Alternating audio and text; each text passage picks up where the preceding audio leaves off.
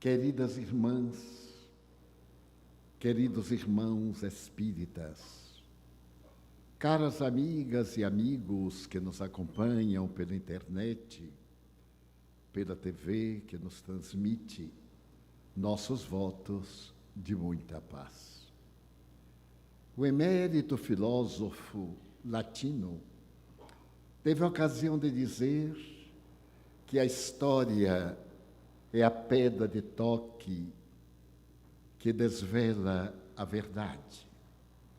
E mais tarde, Mohandas Karamchand Gandhi asseverou que, se o único homem alcançasse a mais elevada qualidade de amor, isto seria suficiente para neutralizar o ódio de milhões.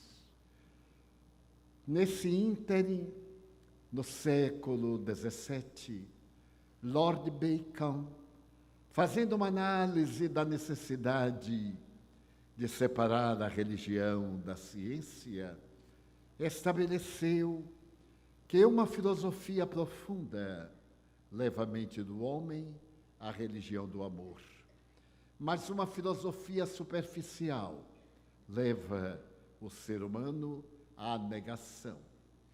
A história, sem dúvida, é o amontoado de fatos que faz a civilização e a cultura.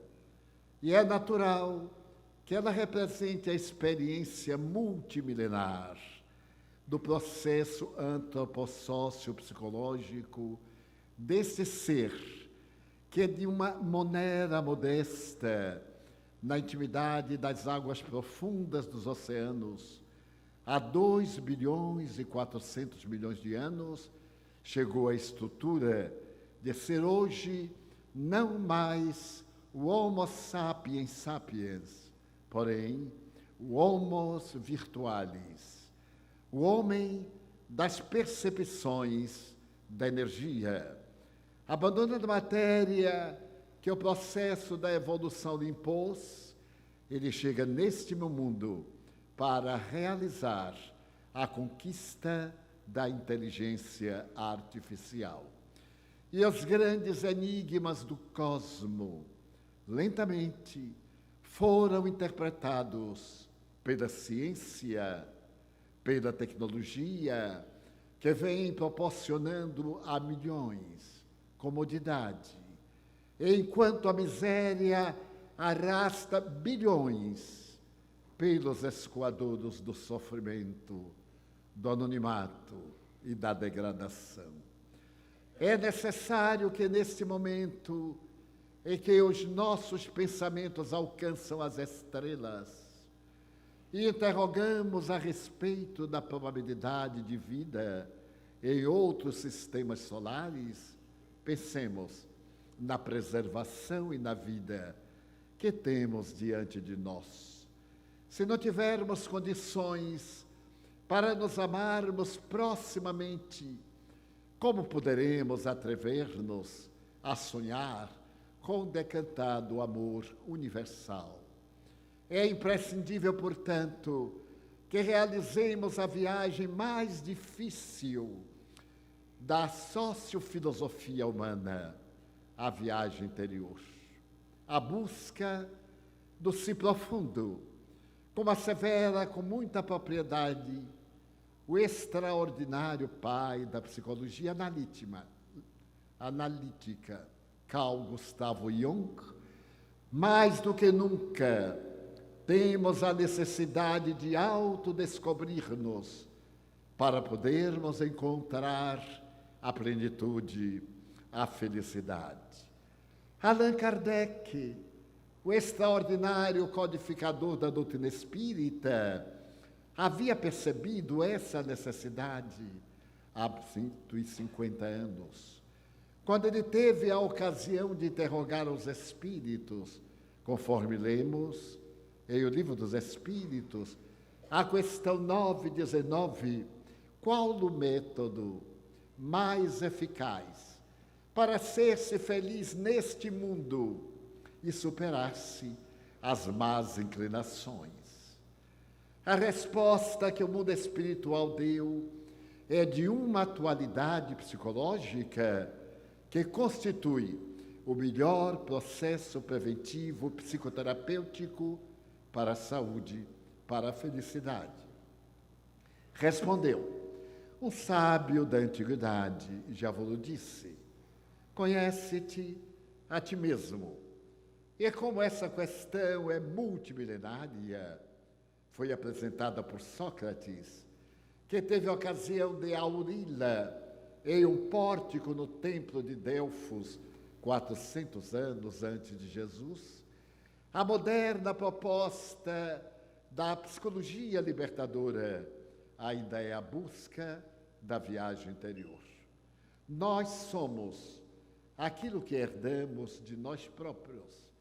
Nós estamos na argamassa celular, mas não somos o corpo, porque temos uma origem que precede ao corpo e que sucede à disjunção celular. Mais do que nunca, estamos necessitados de sublimar os sentimentos e viajar na proposta de Gandhi, experimentar o amor nas suas mais variadas expressões. Amor, que é uma palavra mágica que o homem de Nazaré teve a coragem de pronunciar. Se fizermos uma análise histórico-recordativa dos grandes gênios da humanidade, observaremos que falaram como Siddhartha Gautama a respeito da compaixão, que falaram das vidas sucessivas como Krishna, tiveram a oportunidade de escrever nas páginas do pensamento, da religião, da filosofia, os mais belos poemas. Mas Jesus enunciou uma palavra que é a síntese da sua doutrina e de que temos uma necessidade tão premente que nos faz falta como o oxigênio para manter a vida fisiológica. Essa palavra é o amor. A mim me fascina. Moisés desce do Monte Sinai, trazendo o decálogo, e apenas se refere ao amor a Deus, ao amor aos pais. Se nós buscarmos os mais notáveis construtores de civilização, observaremos a preocupação do poder, do totalitarismo, da escravocracia. Mas Jesus arrebata-nos, dizendo-nos que feliz é quem ama, que só há uma resposta para o grande problema da humanidade, que é amar. Nas tradições judaicas, 100 anos antes de Jesus, havia um grande rabino, e certo dia, um jovem acercou-se-lhe e disse: mestre, eu seguirei a tua doutrina, se tu me anunciares a Bíblia e todos os seus conceitos, durante o tempo que eu possa ficar de pé, em um só pé. Shammai, o rabino, respondeu ao jovem: é impossível. A Bíblia, como o nome diz, é uma coletânea de livros. E para explicar-te, seriam necessários anos, vidas. O jovem redarguiu: então não me interessa. E saiu. Havia do outro lado outro notável rabino, chamado Eli. E o jovem correu a Eli e disse: Senhor, eu te seguiria na religião se me explicasses toda a Bíblia durante o tempo em que eu possa ficar de pé, num só pé. E então o grande pensador disse-lhe: toma postura. E o jovem levantou uma perna. Ele sorriu, o mestre, e disse-lhe: ama. Mas só? Mas é só isso que tem na Bíblia? Não. Isso é o fundamental. Mas tudo que tem na Bíblia é explicação disso. Para quem ama, não necessitam explicações. Para quem não ama, necessitam debates, conjunturas, filosofias. E foi exatamente o que disse Jesus: eu vos amo, eu vos trago vida, e vida em abundância. A sua mensagem é feita das páginas mais profundas de ternura. Ernesto Renan, o grande filósofo, poliglota, periodista, escritor francês, membro da Academia Francesa de Letras, perguntava: que homem é este? Materialista Renan, ele teve a ocasião de dizer que Jesus é um ser tão extraordinário que não coube na história da humanidade. Dividiu-a. Todos os fastos são anotados antes e depois dele.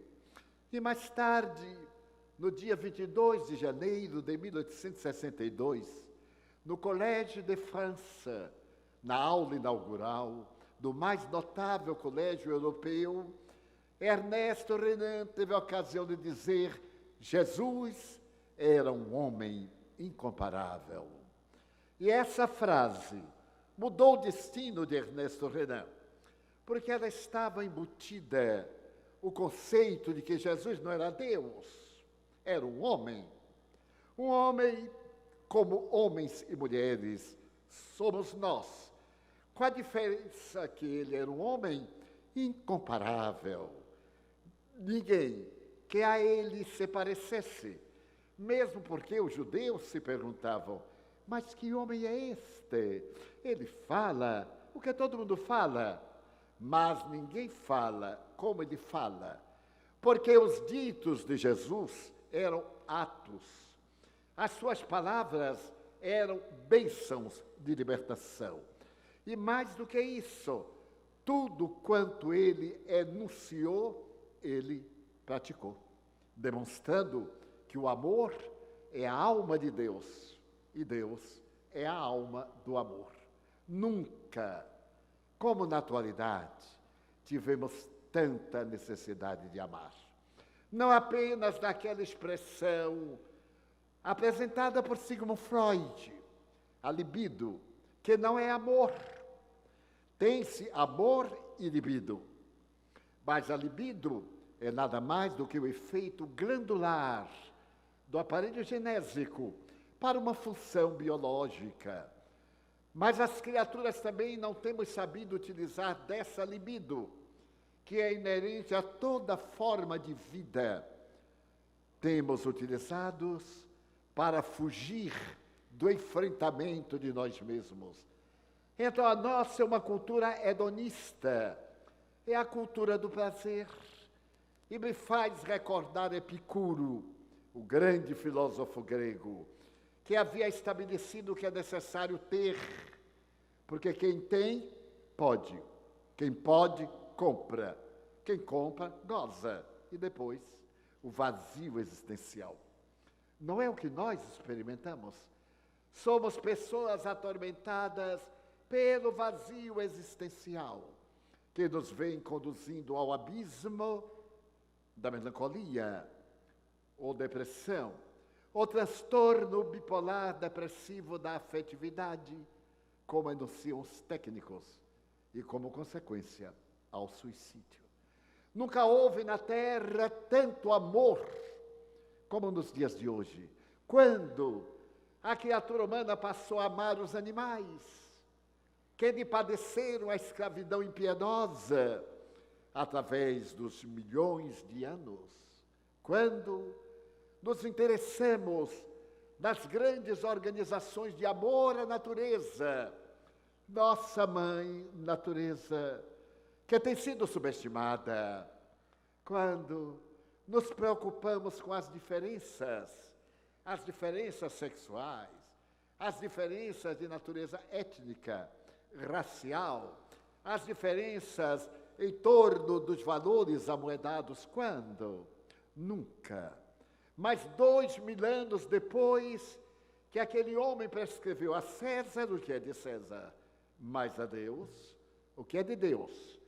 a cultura conseguiu desenvolver um sentimento ético que, a partir dos anos 50 do século passado, começou a experimentar a anarquia dos valores transcendentais.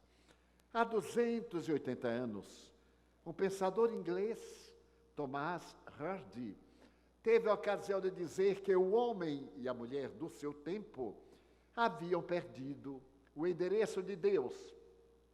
Foi a época da vida, da história industrial. O industrialismo tomou conta da Inglaterra, espalhou-se pelo mundo, e Charles Chaplin, em uma obra de experiência, tecnologia e beleza, apresentou numa película que é clássica da cinematografia, Tempos Modernos, quando ele propõe o homem-máquina, escravo da máquina, dependente da máquina, que se torna uma máquina, mas uma máquina que não tem emoção, uma máquina repetitiva, uma máquina sem alma. Hoje, parafraseando Hardy, poderíamos dizer que a criatura moderna perdeu o endereço de si mesmo. Um grande número de nós vive atormentado, porque não sabe qual é o sentido da vida. Mas a vida tem um sentido. Não estamos na Terra pelo acaso estúpido. Estamos na Terra por uma programação de natureza transcendental. A moderna psicologia, em Jung, reconhece esse arquétipo inicial. O arquétipo principal, o velho, a velha, a que nós chamamos Deus. E é fascinante observarmos que a palavra muito desgastada, afinal, pode ter várias interpretações. Que importa se nós chamamos Deus ou natureza, desde que seja a causa cáusica do universo. Quando Allan Kardec se predispôs a atender os espíritos que lhe mandaram publicar as suas respostas e reflexões, ele pensou demoradamente como começar um livro.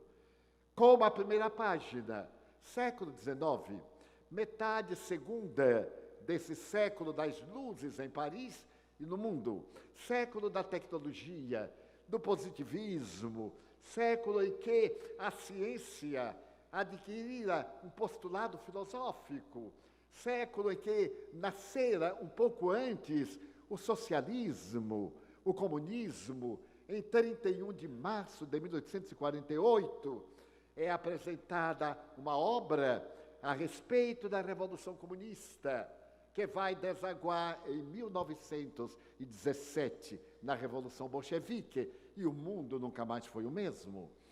Então, naquele momento, Allan Kardec pensa, e numa noite de preocupações ele sonha.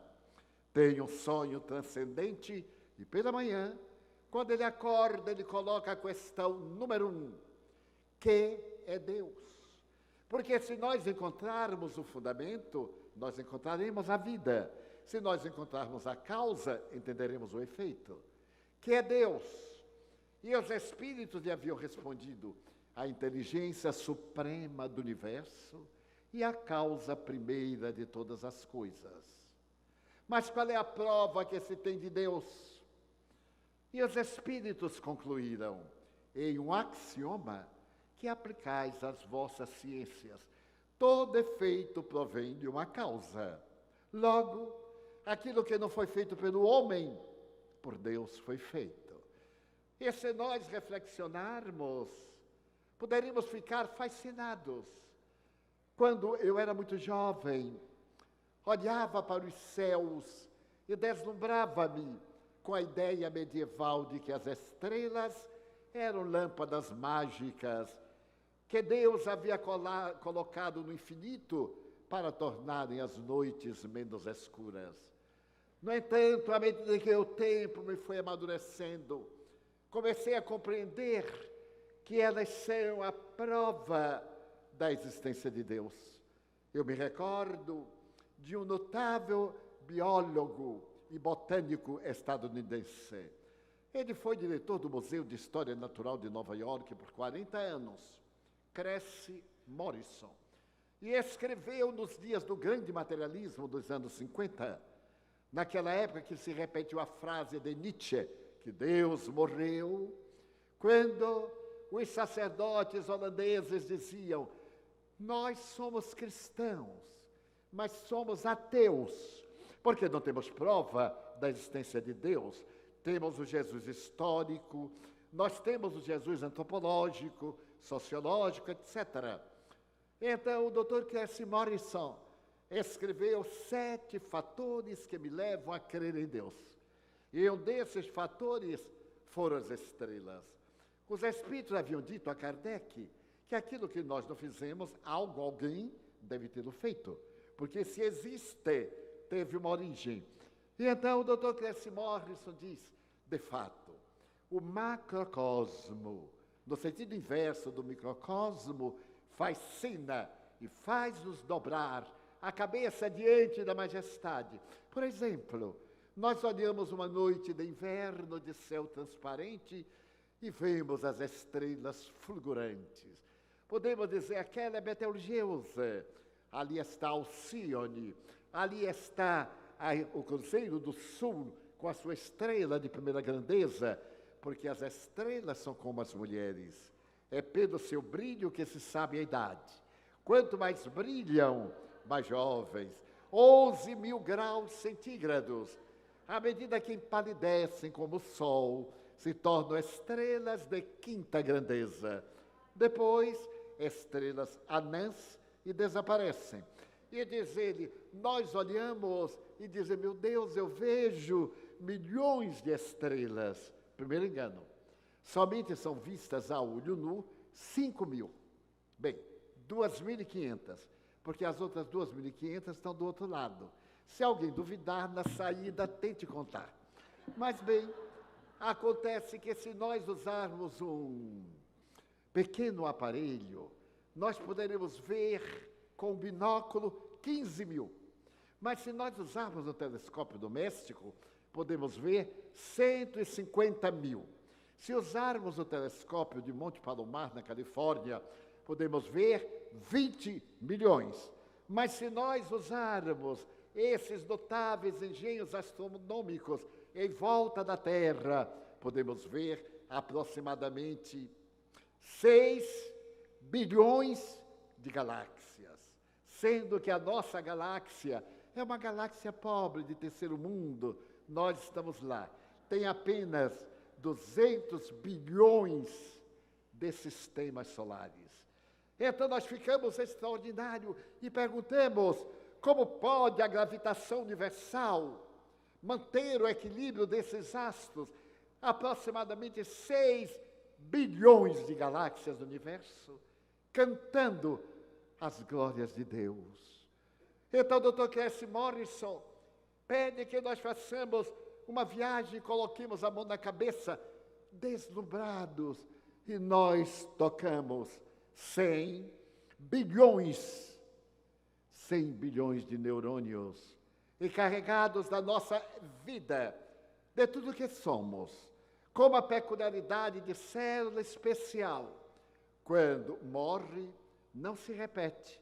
Ou no grande fenômeno da sua divisão, na mitose, na cisciparidade, eles morrem. Hoje, a neurologia demonstra que há pequenas ilhas que se repetem. E então nós ficamos fascinados com esse corpo que a natureza mental, universal, elaborou.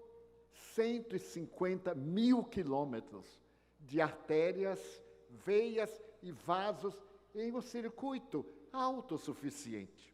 O maior laboratório de química que se conhece, porque produz tudo o que necessita. Nós tomamos uma picada de alfinete e destruímos milhões de capilares que se repetem. Tomamos um corte, vem a hemorragia e de imediato o sangue joga um tampão de coágulo para evitar o que ocorre com os hemofílicos. E a vida é poupada. Então nós ficamos a meditar, meu Deus, como é que o neuroblasto Uma célula fecundada, acabou de ser fecundada, ela é o gameta masculino, o gameta feminino, e agora viaja suavemente pela trompa de Falópio na direção do útero. Ali está um corpo como o meu, uma célula. 300 bilhões de células constituídas e todas elas diferentes. Porque eu planto a semente da laranja, mas eu não como saputi, nem tiro jaca da laranjeira. Mas aquela célula vai me dar marfim para os dentes, vai me dar um baço especial, vai me dar a glândula hepática encarregada das emoções, da digestão, vai me dar todas essas variadas, mais de 100 espécies de células individuais. As células das unhas, que crescem, mas a polpa do dedo não cresce também. É peculiar. Por que o cabelo cresce e o couro cabeludo não? Era natural que tudo crescesse, já que é um mistério. Não, uma fatalidade biológica. E quem fez a fatalidade biológica? Como é que o dente sabe que tem que ir para a boca e não para o dedo do pé e a unha para a boca? Como é que nós podemos ter na língua 5 milhões de corpúsculos gustativos que nos dão a sensação do calor, do frio, do paladar? E como é que este estômago é tão fascinante? Um biólogo esteve me explicando o aparelho digestivo e ele disse assim: Divaldo, nosso estômago é um laboratório tão caprichoso que você pensa agora no churrasco. Bem, amanhã é domingo, o churrasco. Essa tentação demoníaca de quem gosta de carne. Aquele cheiro que nos invade e logo nós temos no aparelho gustativo a saliva. A saliva está preparada para a digestão da carne. Mas aí eu me lembro que ultimamente eu sou vegetariano. E agora me lembro de uma linda abóbora. O estômago joga fora tudo aquilo que preparou para a carne e se prepara para a abóbora. Mas eu digo, não, a abóbora é muito pesada, eu vou comer uma salada e tal. E ele diz, mas eu não aguento com este cara. E aí se prepara e vai mudando. Mas como? Fatalidade biológica. Mas por que não erra? Porque quando erra, há uma causa ético-moral, a consciência. Porque tudo isso é regido pela consciência. O ser é a consciência. Mas o que é consciência? A biologia havia destacado que o ser humano é alguém que tem 5 características. Todos nós as temos. Primeiro, a personalidade. Segundo, o conhecimento. Terceiro, a identificação. Quarto, a consciência. Quinto, a individualidade. Em páginas muito rápidas, a personalidade é a aparência, é o que nós projetamos. A palavra vem do grego persona, máscara, que os atores usavam no teatro. Todos nós somos mascarados, um pouquinho, mas tem alguns que são só máscara, são terríveis. Então a gente vê isso antes da eleição, porque depois eles tiram a máscara. É uma coisa curiosa. Pois bem, a personalidade é muito peculiar a todos nós, porque quando nós queremos conquistar uma pessoa, meu Deus, a gente fica um anjinho. E então a pessoa logo se apaixona. Todos nós nos apaixonamos pela aparência. Quem quiser se casar, fique primeiro um mês comendo sal com o indivíduo, masculino ou feminino. Aí, a partir de um mês, a máscara vai desmanchando, porque ela é de cera. Ninguém aguenta ficar mascarado o tempo todo, faz muito calor, e a pessoa se revela, vai ficando irritado, um pouquinho impaciente. Já conquistou, agora não precisa de trabalho, é aí que perde. Depois de conquistado, difícil não é conquistar, é manter. Daí tem que ser autêntico. E Jung fala do ego, do self, como sendo as características básicas. Então, esses 2 pontos, nós temos que fundir máscara, realidade, espírito, e fundir ser uma pessoa gentil, por dever, nem sempre somos, mas o nosso self, o eu que nós somos, leva-nos a ser gentis. Então, todos temos personalidade. Todos temos conhecimento. Até as pessoas brutas, eu não sei nada, conhece a própria ignorância. É um conhecimento. A identificação. Então, tem aqueles que se identificam aqui com Palmeiras, com os santos. Eu sou do tempo, meu Deus, que os santos dos santos eram o máximo. De Pelé, garoto dos santos, éramos apaixonados. E quando eu fui à Índia, a primeira vez, e encontrei casualmente um menino, Tamar. Esse menino olhou bem para mim e me disse assim, você quer ser meu pai? Eu disse, mas eu gostaria, mas eu moro em outro país. E ele perguntou, Itália? Eu digo, não, Brasil. Ele disse, e Pelé? Eu disse, não sei. Está em Santos. Foi naquela época do 1000º gol que deu tanto orgulho ao Brasil. E agora a gente não consegue nenhum golzinho, nem de compaixão, nem de misericórdia. Mas bem, coisa fascinante é a identificação.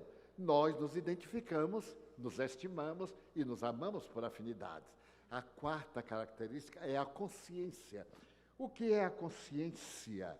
A psicologia teve dificuldade imensa de definir a consciência.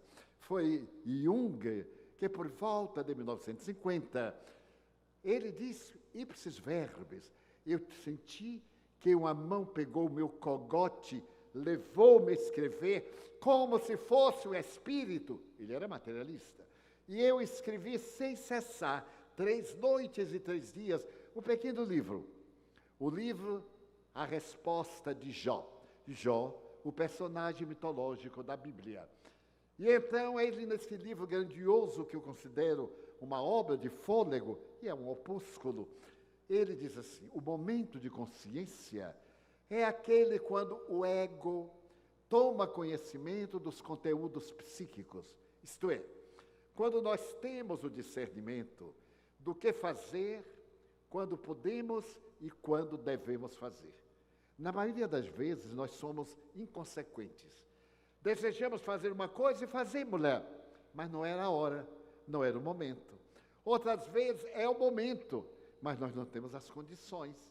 Daí nós temos que possuir o conhecimento dos nossos valores. E a nossa consciência aqui é infinita. Cada um de nós tem um nível de consciência. A psicologia, desde Pedro Ouspensky, um grande psicólogo, discípulo de Gurdjieff, estabeleceu, ao lado de Emílio, um grande psicólogo cubano, ele estabeleceu que a consciência tem vários níveis, por isso nós somos tão diferentes. O nível de consciência de sono. Pessoas que bastam comer, dormir, fazer sexo. São pessoas suínos. Comeu, dormiu, fez sexo, está contente. Não tem preocupação, mas é o nível natural. É o nível de evolução, consciência primária. De repente, a pessoa tem uma consciência desperta. Ela diz, mas eu tenho que ser útil. Vamos dizer, se ela é católica, ela cumpre os deveres da igreja. Se ela se faz espírita, ela aplica passe. Da primeira fase, ela toma passe. Aquelas pessoas que adoram passe, como certos beatos adoram hóstia. Tomam passe, mas não passam daí. É só o passe que não passa. Então vem agora o terceiro nível de consciência. A pessoa se dá conta que está numa máquina. Não é uma máquina. Está numa máquina que a consciência controla. A primeira função da máquina é intelectiva. Nós todos, dentro da normalidade, pensamos. Então, nós temos que desenvolver a inteligência, educá-la, fazê-la crescer para ter uma vida cômoda, saudável. A segunda função da máquina é emotiva. Todos nós temos emoções. Alguns não, são esquizofrênicos. Alguns demais são patológicos. Eu tenho uma amiga espírita, fantástica, mas é a pessoa de maior emoção que eu conheço. Oportunamente, desencarnou o marido de uma amiga nossa, dela e minha. E então a amiga estava no velório e cada qual que chegava perguntava de que morreu. Já notaram que ele pergunta isso? E não deve, porque ele está matando a viúva, de que morreu. Ela tem que contar a história toda, mas a gente não está interessado. é só uma formalidade social. E ela disse, eu estou cansada, você é espírita, venha me ajudar. E minha amiga, quando soube que o marido da amiga morreu, já começou a chorar. Tomou banho chorando, pegou o carro chorando, viajou até o cemitério chorando, entrou na capela chorando, debruçou-se sobre o cadáver chorando. E quando ficou exausta, levantou a cabeça, olhou, não conhecia ninguém. Olhou para o morto, não era o morto dela. Ela então saiu, e aí é que ela se deu conta que havia várias capelas, até que achou o nome dele. Ela entrou e a viúva veio, se jogou nos braços. Querida, você não chora? Não, já chorei o morto errado. É algo que merece reflexão. Nós temos que manter as nossas emoções em nível de saúde. Temos que chorar, temos que sorrir. Eu conheço alguns espiritistas mal informados que dizem às pessoas que viram morrer seus entes queridos, não chore, chore. Se eu morrer e ninguém chorar, eu vou ficar com raiva. Meu Deus, pelo menos chore de alívio, eu já me vi livre dele. Você imagina, chore, não se revolte, isso é outra coisa. Mas quem é que pode sentir saudades sem o sal das lágrimas? Quem pode evocar momentos belos na terra, ou doloridos, sem algo que nos comprime o peito? E nós poderíamos chamar a emoção da nostalgia, da angústia, que é saudável, porque se nós recalcarmos, vamos transformar num conflito existencial e mais tarde nós teremos um fator depressivo. Quanta gente na idade adulta vivendo os conflitos de uma infância castradora, de um pai severo demais, de uma mãe negligente, de uma família que se não respeitava, das castrações. Quantas vezes a criança mente para agradar os pais, que são intolerantes? Ela aprende a mentir, a defender-se. São mecanismos do período lúdico da criança.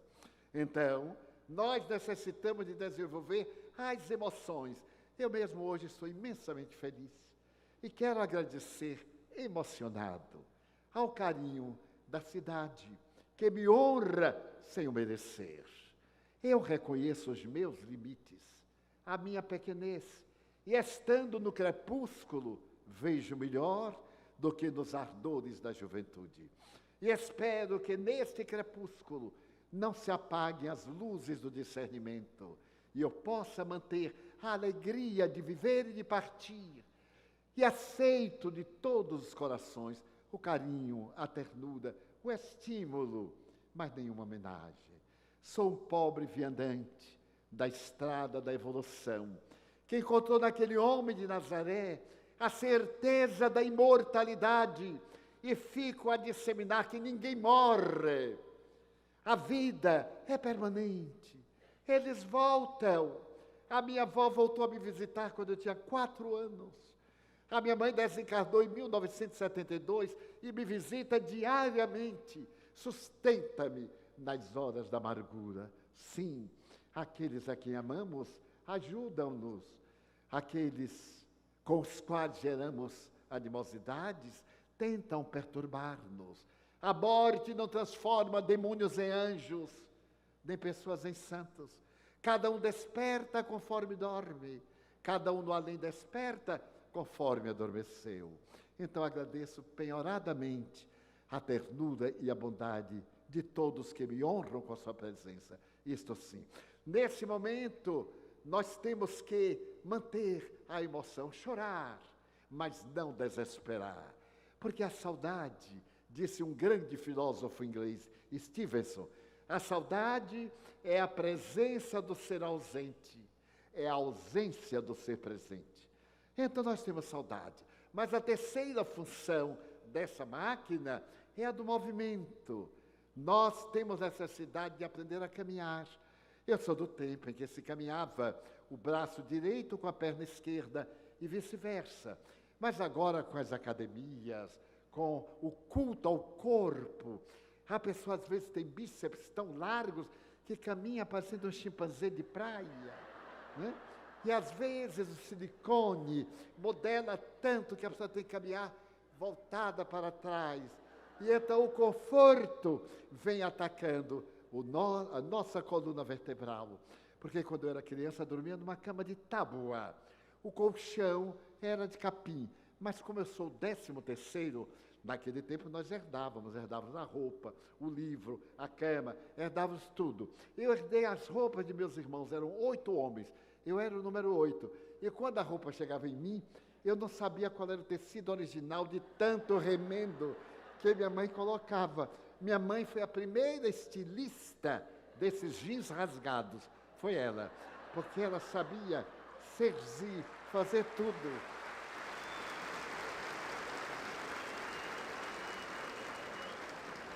Mas o progresso apresentou um dia um tal colchão de mola. E quem não tivesse colchão de mola era ralé. E todo mundo comprou mola, mas as molas quebravam e aí dava um jeito. Aí surgiu também hérnia de disco, hérnia de mola, da postura. E aí nós fomos aperfeiçoando, e os colchões ortopédicos, as cadeiras ortopédicas. Meus amigos, numa vida como a minha longa, eu tenho cada experiência. Eu fui convidado a visitar um casal amigo. Eles eram pobres, como eu, mas ficaram ricos, porque o Brasil tem esse mistério. A pessoa deita pobre, acorda rica, casualmente. É uma coisa fantástica. E então me convidaram a jantar. E eu não tenho tempo para jantar, mas eles insistiram tanto que, para ser cortês, eu fui. E não estava acostumado com a mesa francesa. Imagine que, enquanto jantávamos, tinha um homem tocando violino, e tinha um maître, e tinha um garçom.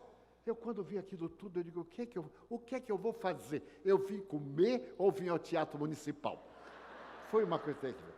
Não lhes conto os detalhes, porque é muito hilárico. Mas, bem, quando terminou, depois de uma tragédia, terminou, o meu amigo disse, agora passemos à sala do café. Casa de rico tem sala só para o café.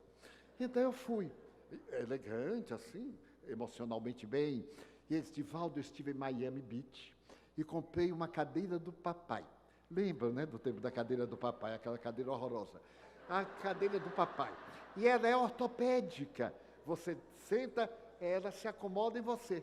Você senta para mim, por favor? E eu cometi o crime de sentar. Sentei na tal da cadeira e ela foi abaixando, os joelhos foram subindo. Daí a pouco os joelhos estavam embaixo do queixo. Na postura mais incômoda que pode imaginar. Os braços foram e envolveram-me. E eu fiquei preso. Aí lá veio o garçom com a bandeja e café. Eu sou café-inómano. Quando ele chegou junto, eu distendi o braço, mas a cadeira não deixava. E ele, de propósito, não se aproximou. O senhor aceita café? Sim. Não, muito obrigado. E eu olhei para ele com um olhar de ternura, não sabe? Aquele olhar. Daí a pouco a cadeira tinha outra finalidade. Dava massagem no pulmão. E eu sinto cócega, que se alguém aí fizer assim, eu já... Daí. Eu então dei um salto, ela me apertou mais. Dei outro salto, ela me apertou mais. Aí eu fiquei, olhei para o meu amigo, ele disse, você está bem? Eu digo, não. Pelo amor de Deus, salve-me de tanto conforto. Ele me arrancou da cadeira.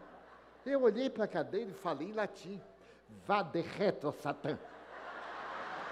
E nunca mais, aqui estava uma cadeira confortável. Não, esta, a melhor cadeira.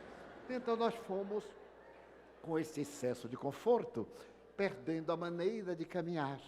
E agora nós temos hérnias, temos problemas de movimentação que está previsto no campo do corpo. A quarta função da máquina é exatamente a função do instinto. Todos temos instintos. E eu reagi por instinto. Alguém pisa no pé, a gente dá um empurrão, por instinto. Pisa na pata do cão, ele morde. Do cavalo, ele escolceia. Nós teremos que educar os instintos e passar a razão. Não reaja, haja.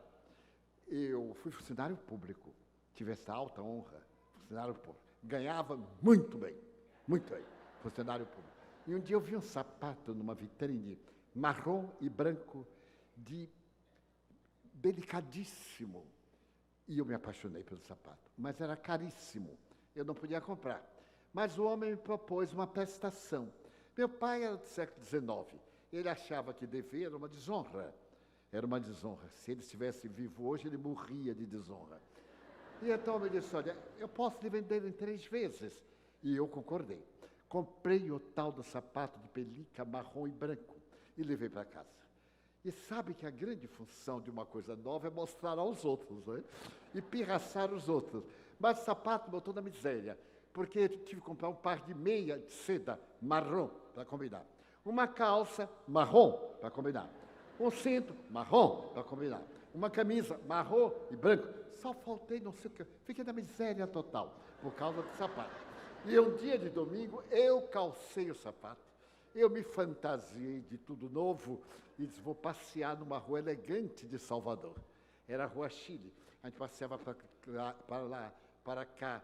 Como em São Paulo era muito comum a Rua Direita. Meu Deus, quem não passeou na Rua Direita não era um paulistano. E então, mais pobre quando cai, ou quando se exibe, cai para frente. Só vai para frente quando cai. Eu, ao invés de entrar no ônibus elegante, entrei no ônibus periférico. E ao invés dele ir para a cidade, ele foi para a periferia. Aí entrou alguém carregando um porco, entrou alguém com carne. E eu imaginei alguém pisar no meu sapato. E estava em pé. Então, homem, montanha. Eu digo, ele vai pisar no meu pé. Intuição. E ele veio andando e eu recuando, até não poder recuar mais. Fiquei no estado deplorável, ele veio e baixou 120 quilos. Eu chorei, não da dor, mas do moral. Estava pisando no meu sapato.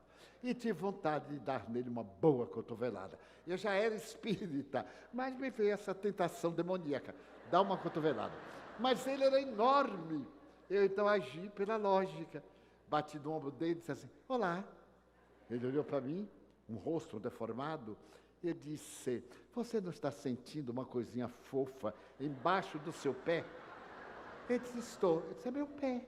Tire sua pata de elefante de cima do meu pé. E ele tirou com tanta raiva que o salto do seu sapato achou de rasgar a parte branca do sapato marrom. Aí eu chorei dobrado, não é? Por causa do sapato. Mas a vida é peculiar. Eu saltei e estava com raiva. E na cidade do Salvador, a Bahia é o lugar dos preceitos, das tradições. E nós temos esse gesto. Você me paga. Quando a gente faz assim, você me paga. É uma jura, assim, um pouco da máfia, a máfia baiana. Eu desci, quando eu estava seguro cá embaixo, eu olhei para ele e corri e me salvei. Então, eu mandei consertar o sapato, fizeram um câncer no rosto do sapato, a cicatriz, e eu tive que gastar o sapato. Mas eu já atendia pessoas, e estava um dia atendendo, uma fila muito grande, os benfeitores ao lado, explicando, ajudando. Quando eu olhei, o homem na fila. Eu digo, meu Deus, ele descobriu o endereço e veio cobrar. Então eu fiquei, e ele foi chegando, e eu fui abaixando a cabeça. Quando ele chegou, eu era um jovem de 40 anos, ele disse assim, seu Divaldo, eu vim aqui pedir uma caridade. Ele disse, graças a Deus, Pai nosso que estás no céu. Aí eu levantei a cabeça para ver se ele me conhecia. Não me conhecia. Que bênção ele ser assim, um pouco boçal, não me conhecer. Eu então, alegre, disse, pois não, e o que é a caridade? Seu Divaldo, eu estou com minha esposa, tomada por uma força demoníaca. Ela está amarrada a cordas, eu trabalho nas docas, olha com que eu fui tropeçar. Nas docas, tenho 2 filhinhos, então eu a deixo amarrada num quarto e deixo os meus filhinhos no outro e vou trabalhar. Então eu já estive no candomblé, já estive no médico, não há jeito. Ela tem que ficar despida e amarrada. O senhor pediria aos guias espirituais, qualquer coisa, me diria qualquer coisa. Então eu disse assim, olha meu irmão, se você tiver paciência e esperar eu terminar, eu irei lá com você. Eu tenho aqui um amigo que me acompanha e nós iremos visitar a sua mulher. Então aquele homem montanha chorava discretamente e eu sentia a dor daquele homem. Então, quando terminei, umas 2, 3 da manhã, nós fomos. Quando chegamos à porta, que ele começou a abrir lá, ela que de lá, qual é o feiticeiro que você está trazendo agora? Não tinha dúvida que era obsessão. Entramos e eu disse para ele, jogue um cobertor sobre ela e desamarre. Ele disse, Edivaldo, se eu desamarrar, ela vai... Nem eu aguento com ela. Desamarre. Nossos bons espíritos aqui ajudarão. Mas ela vai bater no seu. Eu digo, se eu estiver precisando, até a natureza me bate. E Chico Xavier tomou uma surra de Bíblia, de Evangelho. Então tomou uma surra de obsedado. Ele desamarrou e quando ela veio, furiosa, ele disse assim, meu irmão, ele parou. Você é um covarde. Deixa ele dizer com toda a ternura. Por que você se aproveita da sua aparente invisibilidade para atormentar esta pobre mulher? Esta família, este homem que trabalha, as crianças estão chorando lá. E aí mantive o diálogo. Consegui atingir o fulcro do espírito. Porque ele me contou uma tragédia de que fora vítima do marido dela e estava se vingando. E eu então disse assim, você por acaso teve mãe? É óbvio que teve, né? Sim. Sua mãe já morreu, não é verdade? Já. E você já viu o poder da mãe? Já viu sua mãe? Não. Não se lembra? Como é que sua mãe viria esse seu ato? Você gostaria de ver sua mãe? Eu vi entrar uma senhora desencarnada e ela me disse assim, devolva meu filho, que era o obsessor. Eu digo, pois olha, sua mãe está aqui. Você não vê, é como no rádio, a gente tem que botar na onda. Você não vê porque está em outra vibração. Você gostaria de ver sua mãe? Ele disse, muito. Eu digo, me dê as mãos. Vamos orar ao Pai Nosso. Mas quando eu cheguei no perdoar, e as nossas dizem, eu não consigo perdoar. Eu digo, então, desculpe. Se não pode perdoar, que demora um pouco, desculpe. E então ele deu um grito, porque nesse momento ele viu a mãe de braços estendidos e atirou-se nela. A jovem titubeou, segurei, voltou ao normal. 3 meses de loucura total, de ouvido, de obsessão. Então o Espiritismo é esta terapêutica sublime que nos vem também apresentar doenças simulacro. E hoje, felizmente, a parapsicologia médica reconhece que através de interferências de espíritos nós mudamos de atitude mental, orgânica e comportamental. Então, nós podemos ver que é necessário agir e não reagir. A quinta função da máquina é a função sexual. É exatamente as duas polaridades. Quando não há uma harmonia entre a fisiologia e a psicologia, entre o organismo na sua forma e a mente, há um distúrbio de comportamento e talvez uma conduta diferente, que não é reprochável. Reprovável é a maneira do indivíduo conduzir-se de qualquer forma, mas se o indivíduo se respeita o próximo, tem a sua ética, ele tem direito de viver, de ser feliz, não tem direito de ficar no armário, suicidar-se, enlouquecer por preconceitos banais. Nós temos que respeitar o direito que a vida nos dá a cada um de nós. Respeitar, amar a pessoa e não a falsas peculiaridades que nós atribuímos dignidade ao sexo anatômico, mas não ao sexo moral. Quantos indivíduos que funcionam sexo e mente e são crápulas, malfeitores de toda ordem. E quantos outros que têm a dificuldade de expressar a anatomia unida à fisiologia na arte, na beleza, no amor e agora na família, indo buscar crianças rejeitadas e abandonadas e dando-lhes dignidade, dando-lhes amor materno, porque embora os hormônios sejam masculinos, a alma é feminina e vice-versa.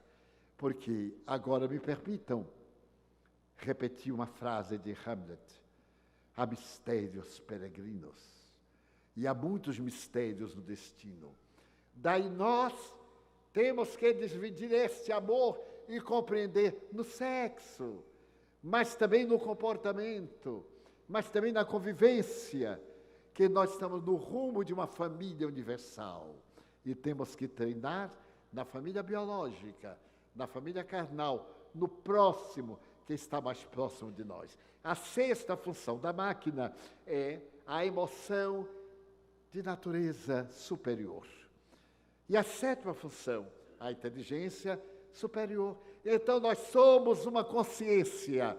E deveremos agora a última função, que é a consciência cósmica. Amar.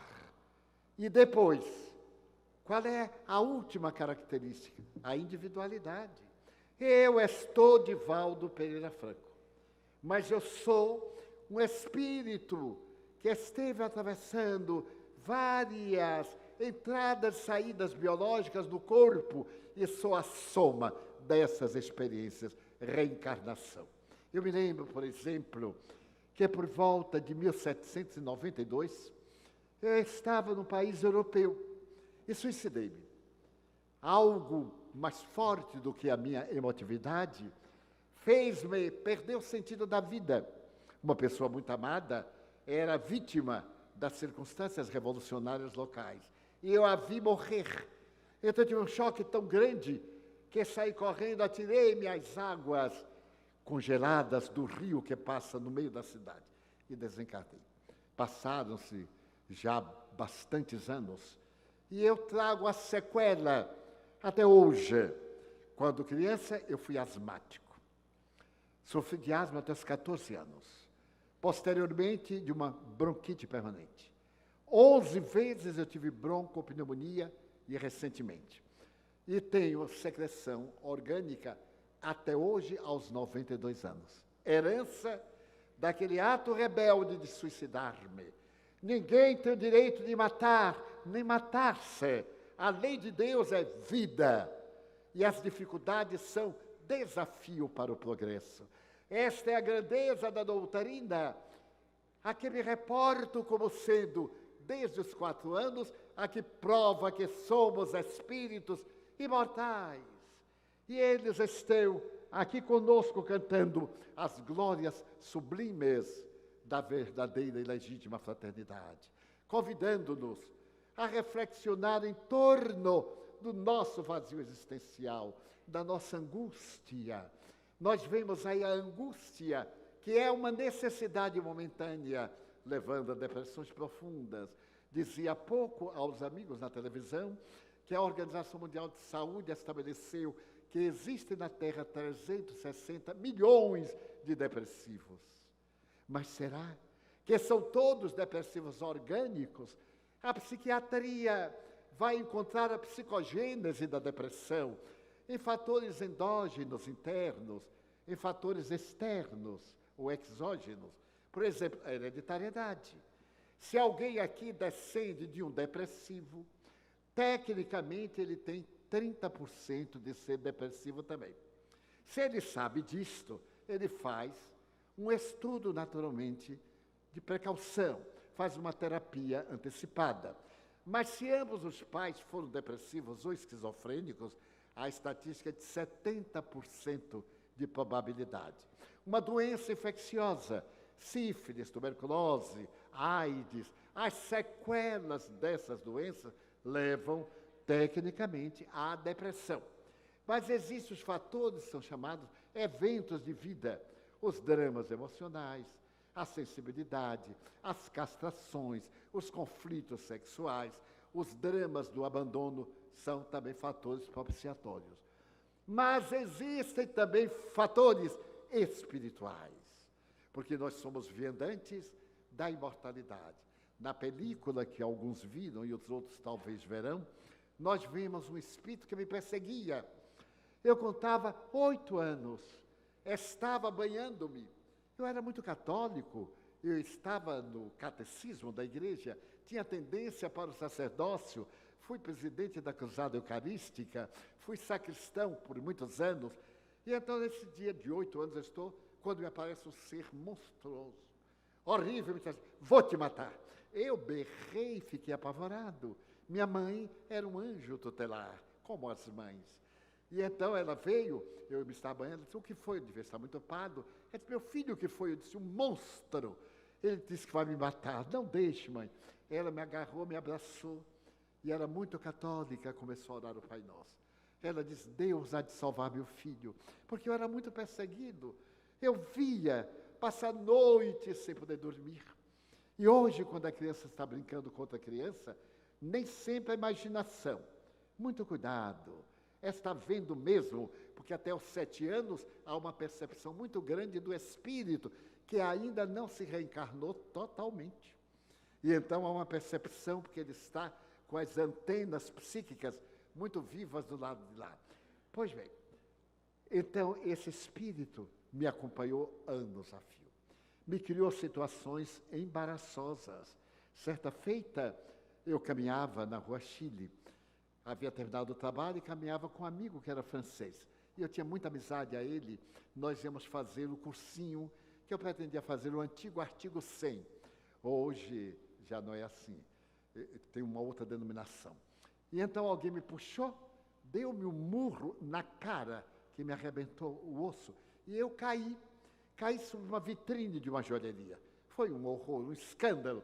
O dono veio, mas eu me feri muito, e então quando eu caí, a pessoa disse, ai, me perdoe, eu me enganei. Olha que maravilha, se enganou com minha cara. Eu estava atrás do sujeito que anda tentando perturbar minha mulher, e olhei de trás, pareceu, e eu não tive dúvida. Eu digo, meu senhor, vai embora, vá, me deixe. E foi uma coisa horrível. Eu fiquei aturdido e fui para casa. Meu amigo ficou também aturdido, fez aquela multidão, me botaram tantos esparadrapos porque eu parecia uma tartaruga de tanto remendo. Eu então fui para casa. Eu digo, vou procurar minha mãe. Quando eu falar mãe, não tem nada a ver com Freud. É um amor sublime, não é um amor de filho pela mãe, como Freud enuncia tantas vezes. É amor transcendente. Então, quando eu fui entrando, ela estava na cozinha e eu me dirigia ao meu quarto. Ao chegar ao quarto, eu vi aquele mesmo ser, me disse assim, agora, eu sei como te matar. Eu te soquei a cara. Da próxima vez eu vou botar o revólver na mão de um indivíduo e te mato. Quem assistiu o filme Ghost há de lembrar-se daquele assassinato. É exatamente assim. Eu então estava tão emotivo e tão sofrido que eu me ajoelhei e disse ele assim, o senhor me perdoe. Se eu lhe fiz algum mal, perdoe-me. E ele disse, o mal que você me fez é imperdoável. Vamos recordar, e como eu estou falando, eu ouvi. Estamos no ano de 1625, em tal cidade. E você é secretário e tal. E me narrou uma experiência na qual eu o teria prejudicado. Eu exerci uma função legal junto à autoridade. E contribuí, ou melhor, eu assinei um processo no qual ele teria que pagar a vida com a pena capital. Era um criminoso. E eu assinei o processo, chegou, eu tinha que assinar, era meu dever. E então ele disse assim, eu devo ter sido muito ruim. Mas eu lhe confesso que já não sou. Eu não mato nem barata, nem muriçoca. Eu não mato, não gosto. Está aí, eu largo para lá. Então me perdoe. Ele me disse, perdoado? Nunca. Esse espírito me acompanhou 40 anos. 40 anos. Por fim, ele me disse um dia, tu não me convenceste. Ou melhor, não me venceste. Tu me convenceste pela paciência. Eu vou te dar uma trégua, depois eu volto. Eu fiquei tão contente. Mas no dia seguinte, quando eu acordei, eu me senti tão mal. Eu digo, meu Deus, o que está me faltando? Era ele. A gente acostuma com tudo. As obsessões. Há mais obsessões do que parece. Allan Kardec, Livro dos Médiuns, capítulo número 23. Nos sanatórios psiquiátricos, um grande número de psicopatas nada mais são do que obsidiados. A obsessão é também pandêmica. Mas que fazer? Kardec dá receita, no mesmo capítulo. Orar. Orar não é repetir palavras, é voltar-se para Deus. Ter paciência. A caridade que nós fazemos dão-nos títulos e as terapêuticas do Espiritismo. O Espiritismo hoje pode enfrentar a medicina vibracional, porque nós temos a terapia do passe, vibrações. A água magnetizada, nós temos o diálogo psicoterapêutico ao enfermo, ao invasor, ao obsessor, e temos as reuniões especializadas nas quais nós dialogamos com aqueles que não nos compreendem. Quantos inimigos nós temos? Eu não sou inimigo de ninguém, mas tenho inimigos. O que é que eu posso fazer? A pessoa não gosta, simplesmente não gosta. Não faz muito, chegou um senhor, tocou-me nas costas e me disse textualmente: Divaldo, não tem nada que lhe vença. Eu digo, não. Por quê? Eu digo, porque eu amo Jesus. Eu ando com ele. Pois é, Divaldo, nem eu consegui lhe derrubar. Ele disse, mas por quê? Não sei, não gosto de você. Eu digo, que bom que você me falou. Agora me desculpe eu ser antipático. Eu gostaria de não ser. E aí ele deu uma volta, depois ele retornou e disse assim, posso te dar um abraço? Eu digo, não, é que eu o abraço. Para você ver que os feios também têm direito a viver, não só os bonitos. Então todos nós temos, não se preocupe, não tem inimigo, inveja, competição, sentimento inferior. Quem não pode competir conosco tenta nos derrubar. Quem não pode subir, puxa para baixo. Não revide, não entre no mal, não aceite o mal dos maus. Deixe que o mal consuma os próprios maus. E nós olhemos com certa compaixão. Diz assim, meu Deus, eu já valho alguma coisa. Alguém não gosta de mim. É porque eu sou diferente. Porque se eu fosse banal, se eu fosse canalha, se eu concordasse com o suborno, aí eu era simpático. Porque eu tinha dinheiro para comprar a consciência. Mas não tinha dignidade para viver a própria consciência. Porque os poderosos também se matam. Porque também entram em depressão. Porque somos todos humanos. E estamos aqui na Terra para evoluir. Nesta mensagem que eu estou pensando em fazer uma mixórdia, vários temas num tema, para tocar vários pontos, gostaria de dizer, ao sairmos daqui, levemos algo de bom que possa ter havido na nossa proposta verbal. A esperança, a alegria de que tudo vai dar certo. E somente nos acontece o que nós devemos. E o que nós devemos às leis divinas é fatal. A pessoa não muda de um lugar para outro sem levar-se a si mesma. Eu vejo pessoas que vão passar férias para poder passar os problemas, mas os problemas vão com a pessoa. Os problemas entram de férias também. Resolva o problema e passe férias depois. Olhe o inimigo e diga assim, eu hei de conquistá-lo, mais cedo ou mais tarde. Mas, sobretudo, seja esse Gandhi, esse único homem, atingir a mais elevada qualidade de amor, isto neutralizará o ódio de milhões. Ele neutralizou o ódio de 700 milhões de paquistaneses e indianos amando. Nós podemos conquistar o esposo, o parceiro, o filho, o amigo, o chefe, o inimigo, amando e fazendo da nossa vida um verdadeiro evangelho de ações positivas. Então, eu gostaria de agradecer e pedir que todos agradeçamos. Nós achamos que nossa vida está tão ruim, mas nós temos tesouros inalienáveis, de um valor inestimável, que não vendemos por nada. Eu te digo assim, meu Deus, eu quero agradecer-te a dádiva da vida, a minha vida santa e colorida. Muito obrigado, Senhor, por tudo que me deste, por tudo que me dás. Obrigado pelo ar, pelo pão, pela paz. Muito obrigado pela beleza que os meus olhos veem no altar da natureza. Olhos que fitam o céu, a terra e o mar, que acompanham a ave ligeira que voa fagueira pelo céu de anil e se detém na terra verde salpicada de flores em tonalidades mil. Mas diante do meu olhar, eu detecto na terra os cegos, que vivem na escuridão, que tropeçam na multidão, que choram na solidão. Eu oro por eles, porque eu sei que depois desta lida, na outra vida, eles também enxergarão.